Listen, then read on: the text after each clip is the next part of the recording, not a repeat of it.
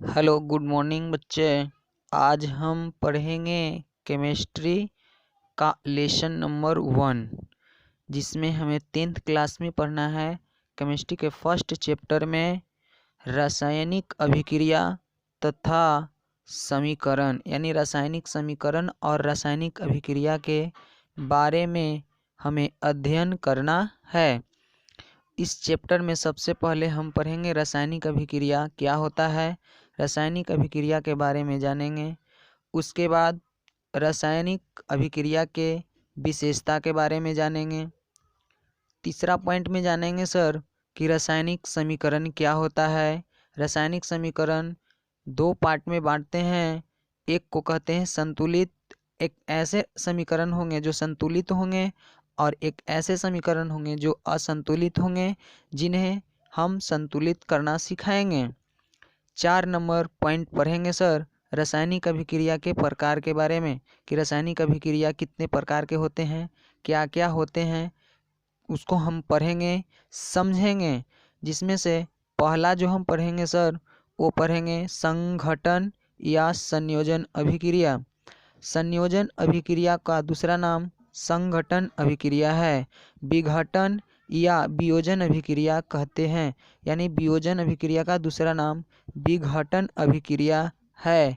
उसके बाद सर पढ़ेंगे हम वैद्युत संयोजन अभिक्रिया के बारे में पढ़ेंगे। उसके बाद सर पढ़ेंगे एकल विस्थापन अभिक्रिया, और उसके बाद है उभय विस्थापन अभिक्रिया। उसके बाद पढ़ेंगे रासायनिक अभिक्रिया, उसके बाद अवक्षेप अभिक्रिया। लास्ट में सर हम पढ़ेंगे प्रकाश रासायनिक अभिक्रिया, और एक और अंततः जो है वो रेडॉक्स अभिक्रिया।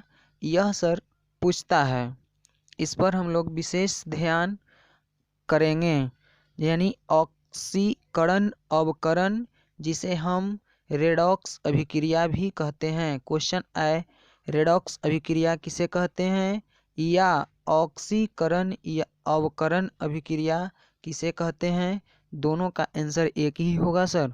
आइए और आगे के पाठ को समझते हैं। इस चैप्टर में और भी पढ़ना है, उसको हम बारीकी से समझते हैं। 5 नंबर सर पॉइंट इसमें है रासायनिक समीकरण के दोष के बारे में जानेंगे। रासायनिक समीकरण क्या होता है वो जानेंगे। उसके बाद उसके समीकरण के दोष के बारे में जानेंगे, क्या क्या दोषें हैं, क्या क्या उसमें दिक्कतें थी, उसके बारे में जानेंगे। उसके बाद छठा पॉइंट पढ़ेंगे सर इसमें रासायनिक समीकरण लिखने का नियम, यानी हम लोग रासायनिक समीकरण लिखते हैं उसके लिखने का नियम के बारे में क्या करेंगे, जानेंगे।